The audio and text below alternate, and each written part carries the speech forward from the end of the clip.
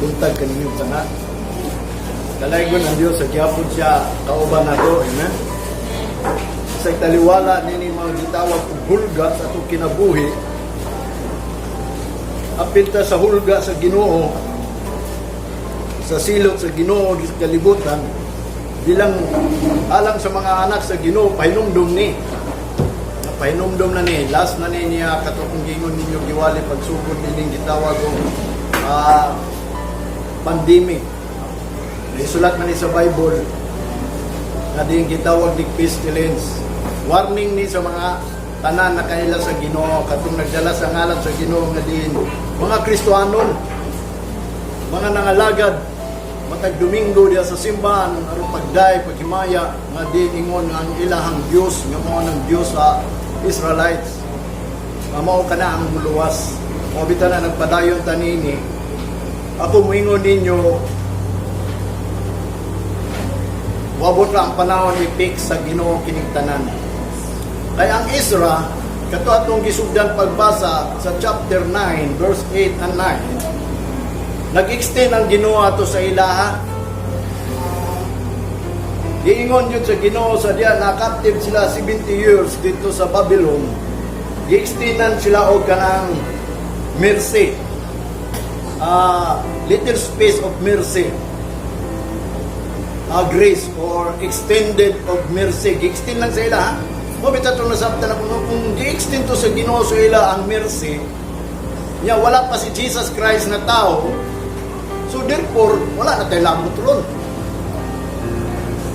Wala na tayo labot, kaya sa ila raman ito gi-extend ang mercy. So may bot pasabot na sa pulong sa Ginoo. Mabita na ang meaning sa propesya is, kagahapon, karon og sa umalabot. Kung katong giingon niya ngadto sa mga katawhan, gi-extend niya, karon kung makabasa ta, ang Ginoo nag-extend po sa atuwa og mercy. Katong iyang gipropesya ni Jeremiah na naitabo dito sa panahon ni Ezra nga ang ilahang time is little space lang. Unta natapos na to para sa ila, pero nganong nagpakatao pa si Kristo, because katong propesya ni Jeremiah para karon to nga namang giundang sa Ginoo ang pagkagitawag og kanang sila nga na bandage, no? Kanang wala sila kagawasan. Parehadong karon watay kagawasan. Pag mahuman gani ni ang COVID-19, sa tinuod lang pahinumdum lang gyud nato ni sa mga Kristohano nga nalagad. Katong gi-extend nga dito sa Israel gingon karon na to. Munang muingon ko ninyo, hapit na ang panahon, siguro nalibog mo kung unsa ang panahon. Ang Ginoo, dili nabasahan ako, muna akong gingon ninyo, gamay na lang ang wa na ako nabasahan. Dinumdum lang ni sa kuha sa Ginoo, katong nabasahan ako tanan. Na giyang gilibel, kay ang Biblia, nagsulti yun siya sa mga nagabasa ini, o nagasulat ini, tanan nagadala ini, nga ang Bible, ang pulong sa Ginoo, iya gyud ning gisulti sa mga propeta, pinaagi sa damgo ug sa mga panan-awon. Muna yung gingon ngadto sa Numbers, nga dili musugot ang Ginoo nga diin kita, di lang ta padaygan, para na ron mangutana ta nganong nahitabunin nato. Pag gumangini yung sa mga itong buhaton, another na pong taas nga panahon nga aron magsuri-suri ka sa kalibutan. Mo bitaw nang adi nag-search ta sa Bible aron haybawaan nato kay kining pulong sa Ginoo, kining Biblia mo na nagsulti sa tanan na hitabo sa kalibutan. Ug gisulti diri sa Ginoo sa Biblia nga di ang nagbuot sa mga hari sa kalibutan ang Ginoo, di ba? Mo na dunay giingon sa Ginoo warning nato nga dunay last nga muhari diri sa kalibutan. Mo nang giingon muhari gani na siya, madetermina ang dissolution. Matuman na ba ang pagkatibulaag? Wala na tayo pagsimba. Dili na tayo makaadto simbahan. Kung matuman na po itong gingon ni Amos, nga aduna unyay moabot nga kagutmanan sa kalibutan, dili sa pagkaon sa lingnon, kundi sa pagpaminaw sa pulong sa Ginoo. Mo ito'y gisulti ni Amos. Kung gingon po ni Jesus, nga din, sa diha nga din moabot ng Great Revelation, mo na gitawag og the determination of dissolution nga kita magkatibulaan. Pabita na si Jesus Christ niya ni nagpasabot siya nga iyang giingon siya ang tubig ug siya ang tinapay, ang mukaon ug muinom. Ang mukaon dili na gutmon, ang muinom dili na uhawon. Kay nga naman, wabot ang panahon nga di na adunay kagutmanan. Nga si Jesus Christ mo na ang pulong, mo na bitaw mga untag karon, mo na ang tanan nagsimba, ang pulong nag-ingon, pagpangauna diya sa tubangan sa Ginoo. Mo nang nianita diri, mga unta, mas ato pag yung hatagag tumong ang pagpaminaw sa pulong sa Ginoo aron do na tay buhaton sa diya nga wala na tayo pagabuhaton nga din matapos na ang adlaw. Mo bitaw na ningon si Jesus Christ, work while it is day, the night cometh, no one can work. May tabo gyud na. Wabot kang kagabhion, kanang ngit-ngit na ba nga di ka kabuhat mo na. Wabot ang panahon nga dili na takabuhat kay badlungon mo ta. Kay do na may gipropesya sa pulong sa Ginoo nga pag abot anang great tribulation nga din sa kahari, mo na iyang pamaagi, kaundang mo na magsimba, mo na nang ma-determine na. Unya matod pa dito ako nabasahan sa Daniel, ma-determine lang na, matuman lang na ang dissolution iniguman sa war diri sa kalibutan. Bukod na matay siguro kabaluman mo nga hapit na magira. Mo na gingon sa Bible. Ako di gyud ko mo kanana. Mo dili pahinumdum sa inyo kundi magpahinumdum gyud ko kay ang matod pa sa pulong sa Ginoo nga ni Jeremiah, ni Isaiah ug ni Ezekiel, ang mga magwawali gani nga dili magsulti nga nay umalabot nga gera dili daw na siya pinadala. Wala magsulti ko gudunay mo abot nga gera kay ngano man. Pag mahuman ang gira, ma-determine man gud na ang dissolution. Kanang pagkatibulag sa mga rituanon ba? Wa bitaw na nga atong tumong nga ako nabasahan ang gusto sa Ginoo nga pakadkon jud ko. Katong mga gigutom o giuhaw sa pulong sa Ginoo. Kay ang pulong sa Ginoo mo man atong pasture. Sibsibanan ba? Kay mga karnero man ta. Mo bitaw ni ako ning gi-explica sa inyo tananan nabasahan ako ni. Unya, niani ta dinhi kay gipakaon na itong kalag. Kaya ang kalag, maunay, maatog yun sa langit. Unya, latod makasulti, nga diin, ang tao, dili mabuhi sa tinapay lamang, kung dili sa matagpulong. Bisag moabot ng kagutmanan, bis kalibutan, kung ikaw iya sa Ginoo, di kagutmon. Ingon pa ni David, ang Ginoo daw dili mo tugot nga ang iyahang mga balaan, magagutmon, labaw pa sa kanan, di siya gusto ang mga balaan matarog, mamove. Mo to giingon sa Hebrew nga diin kinanglan manulod ta sa gingharian nga dili matarog. Kay si David usa ka gingharian nga walay pagkapukan. Kung si David nagpadayon pa to karon wa gyud kalupig niya. Pero kay gituyo man sa Ginoo nga muundang siya kay naipuli niya kay ang plano sa Ginoo nga ang tao makaila lang gyud sa Ginoo. Una nga ako sa pagbasa ng pulong sa Ginoo ang nailan nako nga hari din sa kalibutan nga gigamit sa Ginoo si David ng Dios. Muna si Jesus Christ spiritually nagpadayon sa iyang kingdom dito kang David. Muna si Jesus Christ kaliwat ni David. Siya magpadayon sa kingharian ni David nga forever. Pero ingon pa ni Jesus Christ spiritual lang. Ang kingdom nga gisulti ni Jesus Christ is mystery. Wala maistorya sa mga magwawali karong panahon na. Wala na may mga propeta. Kaya mga propeta, yung pa sa Numbers chapter 12 verse 6, ang Ginoo makikistorya sa mga propeta pinaagi sa pananawon o sa mga gitawag damgo. O bitaw na nga sa tinuod lang ang pastor kung walay damgo, murag wala na guidance sa Ginoo. Kaya ka na mga damgo, mo na makikistorya sa Ginoo. For example, ako sa tiyanta mo, doon ay doon ka tao sa kuha karon, babae, mga babae niya, kauban gud ninyo. Naagani usa ninyo diningan ang utana, ano sana ang 4 months, tinuod ba ng 4 months, kabahay na lang ba ang panahon? Di ba? Tinuod ba niya akong gisulti? Sa tinuod lang, nangayo ko sa Ginoo mo, nang dili ko dahil mo declare ninyo. Pero ang akong nabasahan mo, ito 4 months na lang. Gadin harvest na. Ang gingon ni Jesus Christ, ang harvest is end of the world. So, 4 months na lang akong gingon kung ang Ginoo mag-fix na siya of time. Mo bitaw na nangayo ko sa Ginoo kanang mga pangutanan na. Sabihan ng utana ang ikaduha. Nga gipangutanan sa ko. Nangayo ko sa Ginoo. Ningon ko sa Ginoo ha. Prayer na ko, Lord, kung wali man lang ko, ingon ko, iwali na ko ni wingon ka 4 months na lang niya end of the world.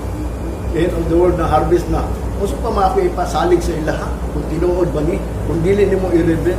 Sa tinuod lang, ang Ginoo gabi pa lang. Kung sa iyang gisulti, pinaagi sa damgo. Doon ako'y damgo. Siguro di mo ito. Pero ako, nangayog ko sa Ginoo. Kaya di ko gusto magwali nga blasphemous lang. Nang blaspheme lang sa pulong sa Ginoo ba, wali-wali lang ko, aron ingnon pastor ko, aron ingnon madala ko sa Ginoo sa tinuodin. Blasphemy lang dito. Mo bitaw nang mingo ko sa Ginoo nga Ginoo ko pawaliyon ko nimo ayo na lang ng blasphemous. Kung blasphemous man lang may padili na lang kumuwali Ginoo kay kabalo ko sa imo ha. Di gud mo mapasaylo ng tao nga mag-blaspheme lang. Kanang mag-insulto lang gani sa imong pulong sa Ginoo, gamiton ang pulong sa Ginoo bersikulo nya di ay buhaton. Bakit ang Ginoo nahibawana sa ato kasing-kasing. Way lain nga gi tan-aw sa Ginoo atong una nagkasing-kasing. Mo bitaw nang pampunta sa sikreto kay usa lang kabutang ang dili kabalo sa ato ang prayer. Si Satanas lang. Si Satanas di ginakabaw sa atong una og kasing-kasing. Ang Ginoo ra mo bitaw nang pampunta og secret kay aron kanang imong prayer dili na sulayon ni Satanas. Moingon ka dalaygon gyud ang Ginoo karon kunay pagsulay makaygo pa magkag dalaygon ang Ginoo. Mabita na ang atong kaaway, mo pa niya dito sa Peter is, he is a roaring lion seeking whom he may devour. Nangita na siya og tukbonon. Nagbantay na lang niya kung ikaw kusog kayo ka mo, ampo, mo daig, mo sultis pulong sa Ginoo sa gawas. Okay nagdili kay sa sulod sa balay sa Ginoo mo nagiingon ni David, nata sa shadow of the Almighty. Mo na ayo mo kadlo karon. Mo na niya kung gipangayo sa Ginoo. Kadin imo ning adlaw Ginoo unya ang tao may magbuot na to. Minsan lang katinood mong pulong. Ingon pa niya, this is the day that the Lord has made. Oh, nagingon niya, if God is with us, what man can do to us daw? Kung sa daw mahing sa tao na to. Mabita na kung ginawayo mo kadlok. Ang ayogin sa ginawa, labi na karoon ng hapit ng panahon. Muna akong damgo sa tinood lang nga din. Nakita na ko itong sa pananawon nga gigukod ko. Samtang nangita ko light dito sa bukid. Kay gamay ra kayo mo tong gisaka na ako dito, pagabot na ako dito, natabunan og mga sagpot, nakita ko kung asa mo sidlak ang light. Mo nga nakaingon ko Lord, asa naman ko ini? Kunya sa diyan ang padayon ko dunay mga duha ka mananap nga nigukod nako. Mo to gibugnon ako giaway, samtang nangalagpot sa gaway nako. Nidiretso ko atong light kinangita gyud ko kay gamay na lang. Niabot ang panahon nga na hulog ko sa bakilid. Pag hulog na ko sa bakilid, nakita na ko dito na kong light. Hangtod, nilusot ko dito, hangtod nakaabot ko sa barangay o sa baryo. Na din, natawag kong village nga, puro na light. Siyempre, kinimbalay na amang ginisuga, kay dito mo to sa bukid. Pagkabot na ko dito, na din ang mga tao, akong gipangutan na, puro po babae, wag yung laki, no? O ito na kayo ko nga, ang Ginoo nagtubag sa akong mga pangayo sa Ginoo nga, magsigil ang kugwali Ginoo nga hapit ka mo balik unya walay approval nimo kanang spiritually ba kay ikaw makakigustorya mo to nga kay di man makita nato ang time there sa Bible di gyud di specific sa Ginoo kung kano sa siya kay matod pa niya ang Ginoo o anak sa Ginoo nga si Jesus Christ mo balik nga wa gani siya mismo kay balo bisan pa ang manulunda sa kalangitan wa gyud nahibaw sa takna ug sa oras mo to katong namgo nga din, nangutana ko itong babae, nga din, asa ang market? Wala siya nitubag na ko. Ito, naglakaw lang ko sa dalan.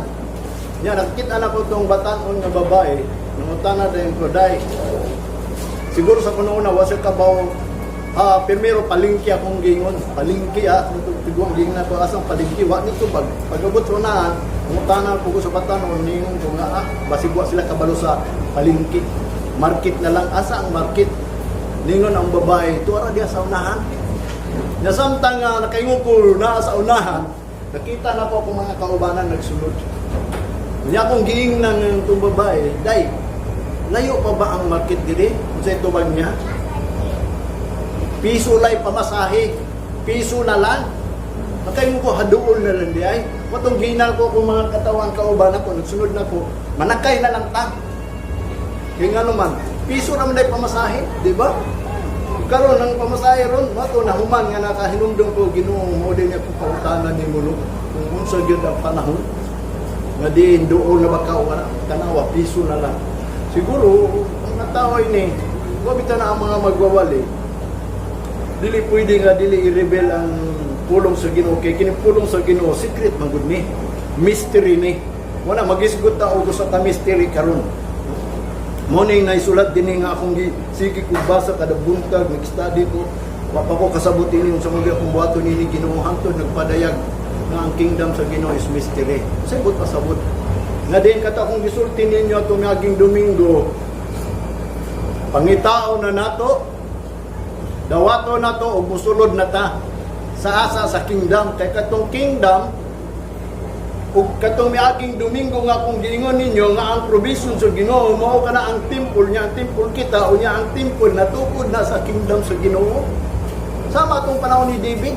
Si David na tukod og balay, nagplano siya nga magtukod sa templo sa Ginoo kay tabernacle man gito ang iyahang balay sa Ginoo nga daladalaon na kung asa sila muadto.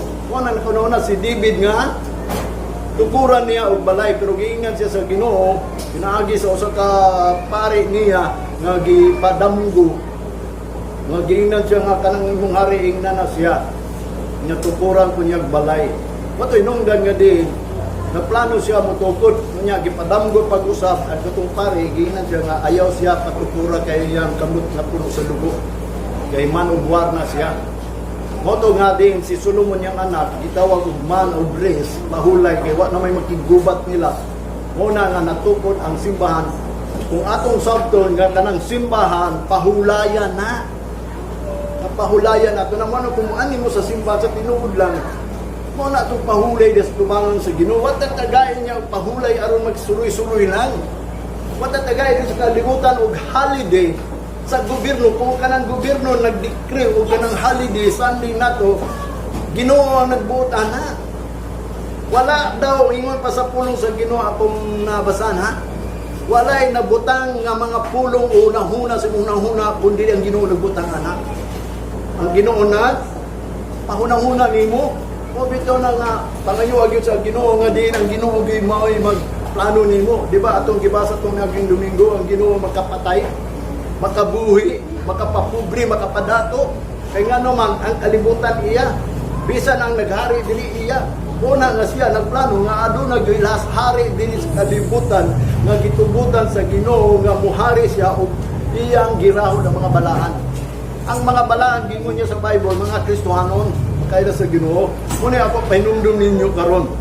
Naanata sa last days kay katong pandemic kining COVID-19 whole world man gyud ni atong unang panahon sa di pa ta Kristohano nila ra to mga Israelites kanunay to sila gipahinumduman although na ay gitawag dito og kanang dili pandemic ila kay ang pandemic ang meaning pandemic whole world epidemic lang ang ila dito mo nang pestilence padala sa Ginoo bilang pahinumdum nga din sila magreforma gyud magreforma hangtod karon wa sila ni reforma nga din gi-reject na yun si Jesus Christ mo na dako kay pasalamat ka si Jesus Christ ilang gi-reject aron maapilta mo na ang tanan mga plano unang panahon nga gisugo sa Ginoo sa ilaha mao po na ang gisugo sa ato ha the same yesterday today and forever mo bitaw na yung ang Jeremiah agi mo sa dalan kaya nga naman, naa dito ang dalan nga, ikapahulay sa imong kalag sa Jeremiah chapter 6 verse 16, dating daan. Kunya ang mga Israelite, niingon ko sila dito, nga di daw sila muagi.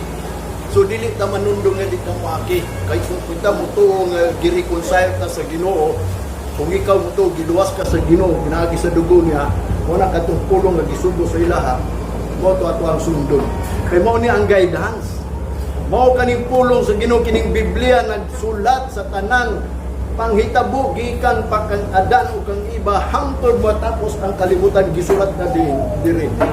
Ang end of the world is kanang the Great Tribulation. Ang man Great Tribulation mo adto na ta sa 1,000 years. Pag sa 1,000 years adto na ta og judgment of God. nga ang Ginoo mo reward na nato sa langit na gyud. Dito na human ang pulong sa Ginoo sa Revelation. Pero kanang judgment set for price 1,000 years patabukuyo sa kalibutan. Mo na atong paningkamutan gayud. O bitaw na kamo na may mga anak, mga inahan, no? Ang mga anak di pa man kay ka paningkamot. Unang nahinumdum na ko itong gingon ni Jesus Christ sa cross gani. Giingnan niya si Maria o si John. Kato si John, anak ni Maria. Niingon siya si Kristo, niingon siya sa samtang siya sa cross. Ika-upat siguro itong pulong. Wala naman gud na nag-celebrar o kabot atong cross kay si Kristo. Banhaw naman gud. Wala nga din ang pulong niya, giingon niya, babae, tanaway mong anak. Anak, tanawa ang imong inahan. Mo bitaw na kanang mga anak, sundan ninyo ng inahan. Ayaw sundan na iyang mga binuang. Sundan na kung giunsan niya pag-alagad sa Ginoo. Kung kamo po mga inahan, tanawa na inyong anak. Nga din, musunod ninyo. Kay mo nang giingon ni Solomon sa proverb, train your child the way he go. When he grow, he will not depart. I-train daw na ang imong anak.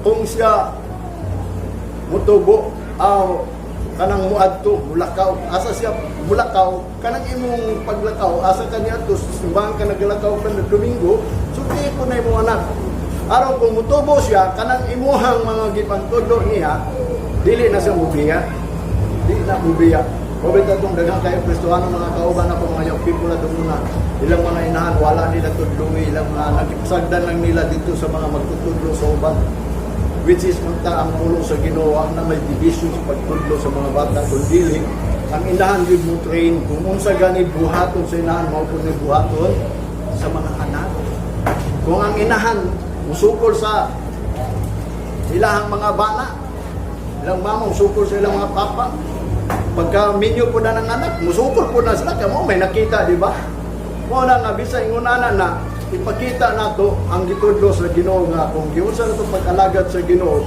mao na ilang sundon kung giunsa nimo kung ikaw maluwas sigurado ang tibok panimalay nimo maluwas pero kining about ining magwawali mingon ko ninyo mao nang giingon isulat sa Bible nga din si Job usa ka tawo mataro wala na counted sa Ginoo ang iyang pamilya pero bisan pa na maningkamot jud ang Ginoo ta mag-guide o bitaw na kaning pulong sa Ginoo is since the world began, secret ni ang bulato na.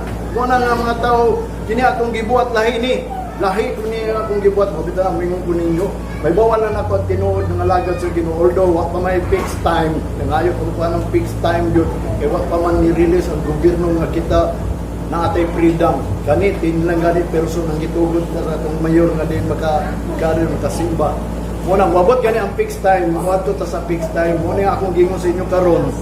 Pag-isgot abot sa kingdom, aron masabtan ninyo kay katong kingdom inyong gingon mga provision sa Ginoo sama sa arkan ni Noah aron maluwas ang tao, aron dili ta mahadlok ining gitawag great tribulation nga markahay.